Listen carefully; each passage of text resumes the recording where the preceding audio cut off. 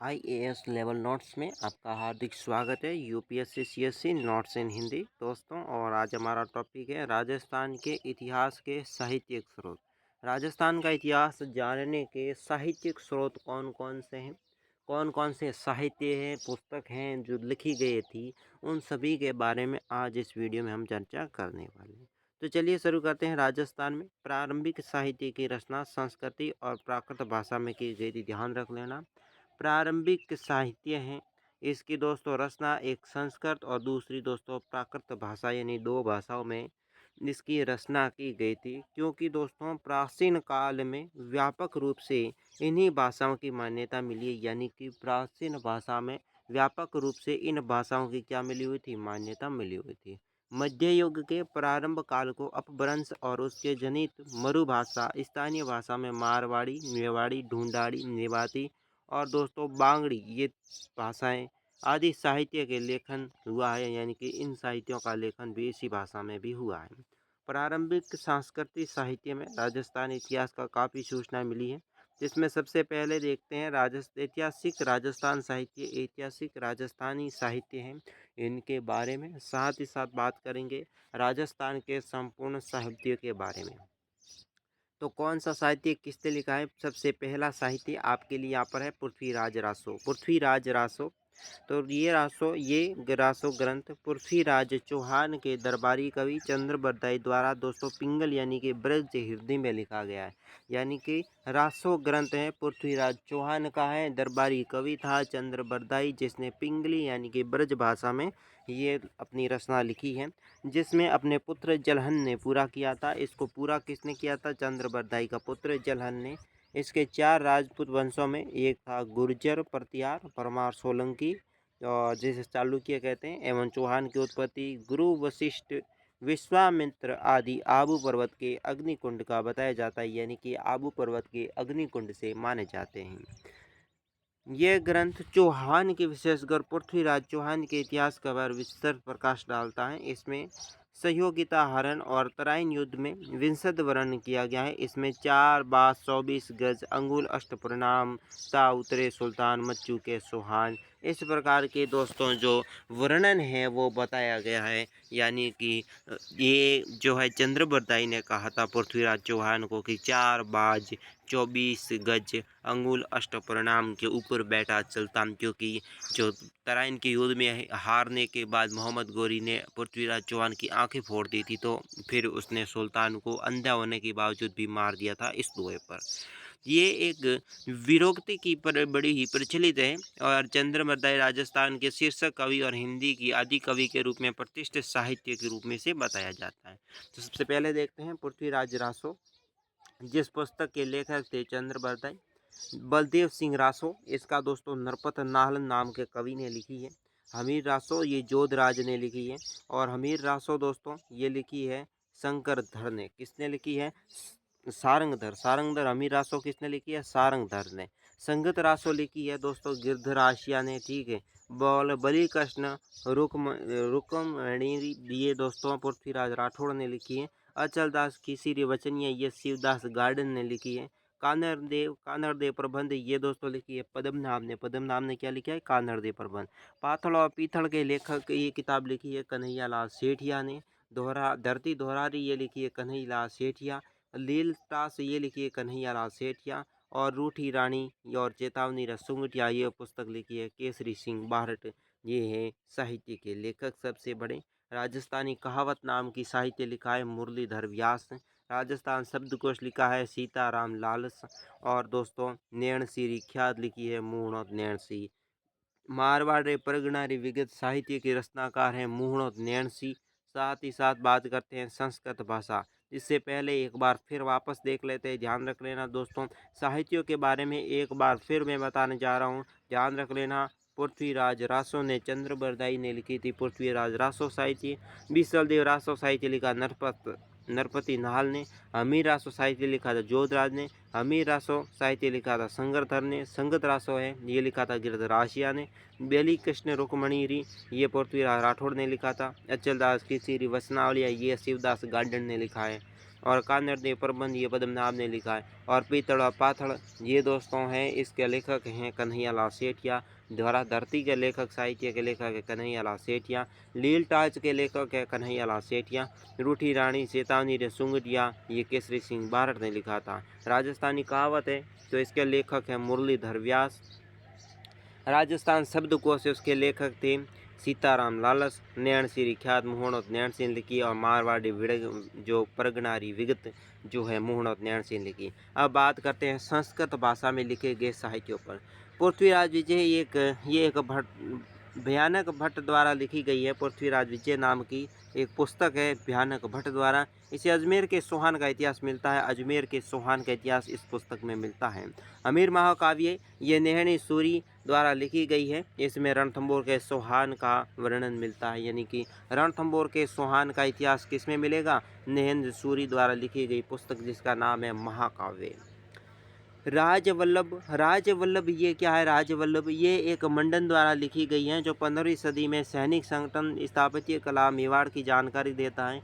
राज विनोद ये दोस्तों भट्ट जो सदाशिव द्वारा लिखी गई पुस्तक है राज विनोद, जो मेवाड़ के गुहिल और 16वीं शताब्दी में राजस्थान के सामाजिक परिवेशों की जानकारी मिलती है। सामाजिक परिवेश की जानकारी मिलती है राज विनोद पुस्तक में। एकलिंग जी महात्म्य ये एक पुस्तक है। एकलिंग जी महात्म्य ये काव्य व्यास द्वारा लिखी गई है। इसमें मेवाड़ के गुहिलों का इतिहास करमचंद वंशों में कीर्तन काव्यम और इसमें जय सोम द्वारा लिखी गई पुस्तक मानी जाती है। ये बीकानेर के राठौड़ों का इतिहास। फिर दोस्तों यहाँ पर देखो बीकानेर दुर्ग की निर्माण की जानकारी भी देता है। अमर सिंह पंडित हैं जिसमें जीवधर नामक लिखा है। अमर सिंह पंडित ये दोस्तों पुस्तक है जो महाराणा प्रताप और महाराणा अमर सिंह के इतिहास की जानकारी देता है। अमरसार दोस्तों अमरसार नाम की पुस्तक है वो। ओके। अमर काव्य दोस्तों जो है वंशावली रणछोड़ भट्ट द्वारा लिखी गई पुस्तक है। अमर काव्य जो मेवाड़ के गुहिल विशेषकर महाराणा राज सिंह की गाथाओं का वर्णन मिलेगा आपको। इसके साथ ही हम बात कर रहे हैं राजा रत्नाकर नाम की पुस्तक है जिसका राज रत्नाकर जो है सदाशिव द्वारा लिखी गई है। महाराणा राज सिंह सिसोदिया के इतिहास की जानकारी मिलती है। महाराणा राज सिंह जो सिसोदिया के राजकुमार हैं उसकी इतिहास की जानकारी मिलती है। अजितोदय भट्ट जो दोस्तों जगजीवन द्वारा लिखी गई है। ये पुस्तक जोधपुर के राठौड़ों का तथा अजित सिंह राठौड़ हैं जोधपुर के राठौड़ और अजित सिंह राठौड़ का इतिहास बताता है। भट्ट काव्य दोस्तों भट्ट काव्य पुस्तक हैं जो भट्टी द्वारा लिखी गई है जो 15वीं शताब्दी में जैसलमेर और राजनीतिक और सामाजिक स्थितियों में महत्वपूर्ण प्रकाश डालने का काम करती हैं। बात करते हैं सांस्कृतिक साहित्य में। सांस्कृतिक साहित्य में सबसे पहले पृथ्वीराज विजय पुस्तक है साहित्य है जो जयानक कश्मीरी ने लिखी थी। जयानक जो कश्मीरी का था। अमीर महाकाव्य ये दोस्तों साहित्य नयनचंद्र सूरी ने लिखी है। अमीर मर्दन ये जय सिंह सूरी ने लिखी है। और कोमलमाला जो उद्धोतन सूरी के नाम के जो लेखक है उसने इस साहित्य को लिखा है। वंश भास्कर और संद मयू के नाम की पुस्तकें हैं साहित्य हैं उसको बूंदी के लेखक थे सूर्यमल मिश्रण इन्होंने लिखी बहुत प्रसिद्ध पुस्तक है। नर्तन कोश जो राणा कुंभा ने लिखी है। भाषा भूषण जसवंत सिंह ने लिखी है। और एकलिंग जी के महाकाव्य जो इसने कान्हा जी व्यास ने लिखी है। ललित विग्रह दोस्तों कवि सोमदेव ने लिखी है। अब फारसी साहित्य फारसी भाषा में भारत में कौन कौन से साहित्य लिखे गए जो इतिहास के जानने के प्रमुख स्रोत हैं तो इसमें दोस्तों ताज उल मासीर नाम की एक साहित्य है। इसका लेखक कौन है? सरूद्दीन हसन निज़ाम है और इसकी पुस्तक 1129 में हाल ही में मिली है। जो और दूसरी पुस्तक है तबकाते नासिरी इसके लेखक दोस्तों काजी मिनहास उस सिराज नाम का लेखक हैं। दिल्ली सुल्तान शमीउद्दीन इस्लामित के राजकाल के लेकर यानी कि दोस्तों दिल्ली का सुल्तान इल्तुतमिश के राजकाल से लेकर सुल्तान नासिरुद्दीन के राज्यकाल में 15वें वर्ष का हाल और स्वयं की जानकारी के आधार पर ये लिखा हुआ है। खजाउनी फतू ये लेखक है जिसका नाम है अमीर खुसरो जिसका ग्रंथ ये रचना 1311 में की थी। तारीख फिरोज शाही का लेखक दोस्तों है जियाउद्दीन बर्नी।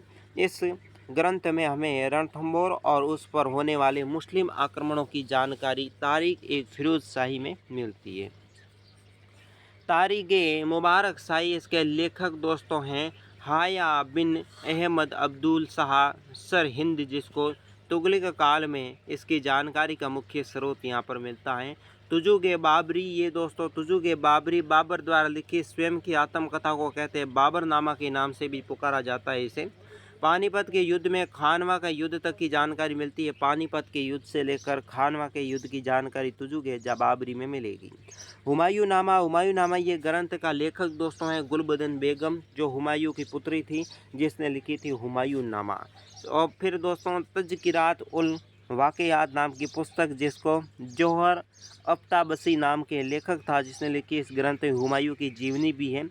अब बात करते हैं अकबरनामा। अकबरनामा पुस्तक के लेखक अकबर के दरबारी कवि थे अबुल फजल नाम के व्यक्ति था, अबुल फजल नाम का व्यक्ति जिसने अकबरनामा पुस्तक लिखी है। लेखक ने मेवाड़, कोटा और जहाँ पर मेवात, भरतपुर, जयपुर के आसपास के क्षेत्रों का भौगोलिक जानकारी भी इस ग्रंथ में आपको मिलेगी अकबरनामा में। बात करते हैं बादशाहनामा। बादशाहनामा पुस्तक है दोस्तों, इसके लेखक कौन है? इसके लेखक है अब्दुल हमीद लाहौरी। इसने चित्तौड़ और आसपास के क्षेत्र में भौगोलिक क्षेत्र की जानकारी बताई है, चित्तौड़ के आसपास की। अब बात करते हैं फारसी साहित्य। फारसी भाषा में लिखे गए साहित्य में शसनामा अली अहमद लिखी थी, मुमता उल फतू अमीर खुसरो ने लिखी, तुजुक जहांगीरी जहांगीर ने लिखी, तारीख राजस्थानी कलीराम कायस्थ नाम के लेखक ने लिखी, वाक़िया ए राजपूतानी मुंशी ज्वाला सहाय ने लिखी। और इसके साथ ही साथ साहित्य पुरालेखों में देख लेते हैं।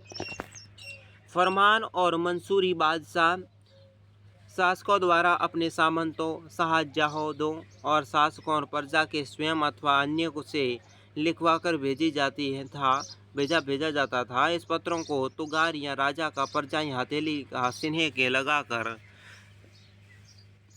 रहता था। इस पर हथेली का चिन्ह निशान नामक पत्र शाहजादी और बेगमों द्वारा बादशाह के अतिरिक्त अन्य से लिखे गए पत्र कहलाते हैं। जहांगीर के शासनकाल में नूरजहाँ द्वारा भेजे गए निशानों पर जहांगीर का नाम होता है, यानी कि नूरजहाँ जो औरत के द्वारा लिखी गई है, किंतु उस पर नूरजहाँ की मुद्रा अंकित होती है। इसे बेगम मोहर कहते हैं। इसे क्या कहते हैं? बेगम मोहर के नाम से जाना जाता है।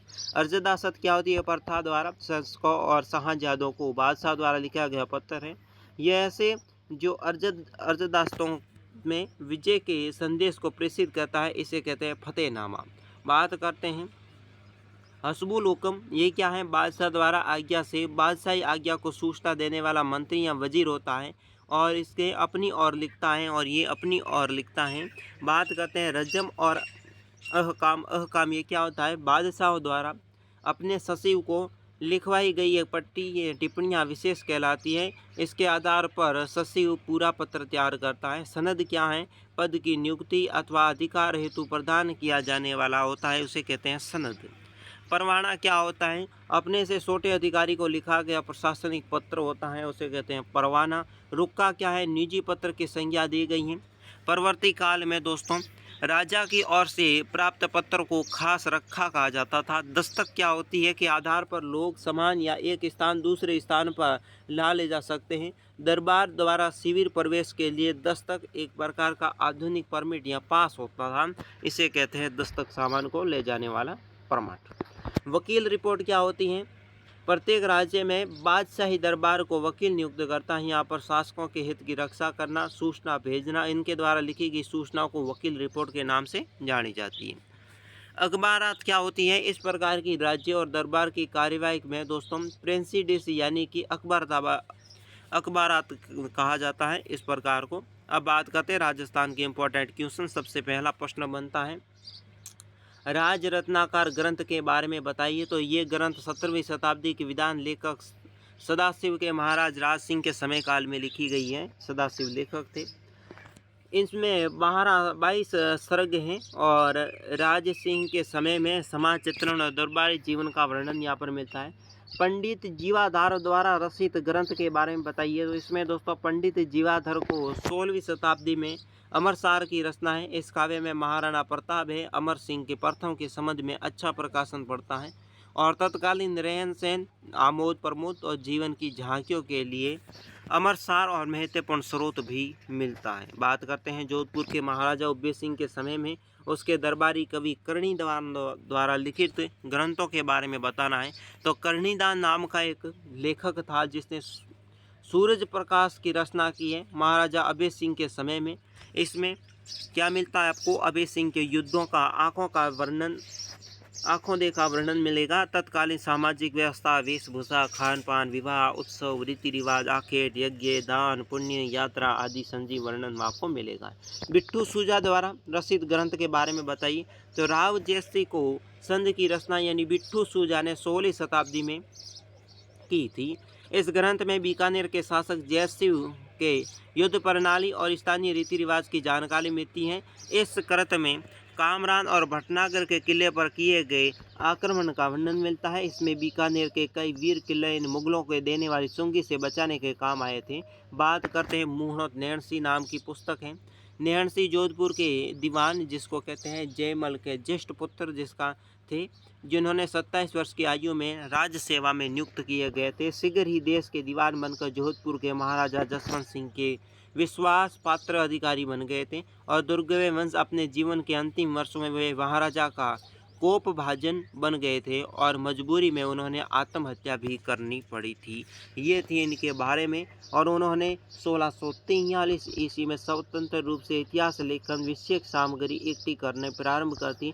नैणसी की प्रसिद्ध रचना जिसका नाम है नैणसी ख्यात में राजस्थान के विशेष रूप से मारवाड़ के अतिरिक्त यहाँ पर गुजरात, काठियावाड़, कच्छ, बघेलखंड, मध्य भारत के राजनीतिक इतिहास पर अच्छा प्रकाश पड़ा है। वो मारवाड़ के सभी परगनों को क्रमबद्ध विस्तृत ब्यौरा में लिखना चाहता था। इसके लिए उन्होंने परगनों का सर्वेक्षण भी किया। नैणसी ख्यात की रचना 1643 से 1666 के मध्य तक की थी।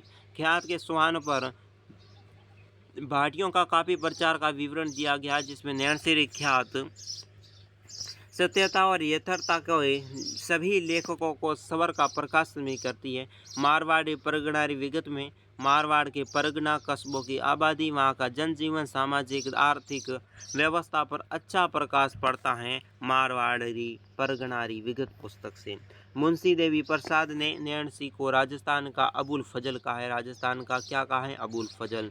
काली कारंजन कानूनगों ने उसे अबुल फजल से भी अधिक योग्य बताया है। नैणसी अबुल फजल की भांति राजश्रित इतिहासकार नहीं था। उन्होंने इतिहास समायोजन संभव अबुल फजल से अधिक वैज्ञानिक, स्पष्ट और निष्पक्ष हैं। यानी कि राजस्थान इतिहास लेखन में नैणसी के ग्रंथ निसंदेह और अमूल्य आधार ग्रंथ माने जाते। आपने अभी तक मेरे यूट्यूब चैनल को सब्सक्राइब नहीं किया जो प्लीज़ कर दीजिए। वीडियो लाइक दोस्तों के साथ शेयर करें, कमेंट बॉक्स में बताएं वीडियो कैसा लगा। अगर कोई भी साहित्य कृति छूट चुकी है पीछे जो राजस्थान की है तो दोस्तों हमें कमेंट बॉक्स में बताएं। और दोस्तों आज की वीडियो में इतना ही, हमारे चैनल के साथ बने रहिएगा।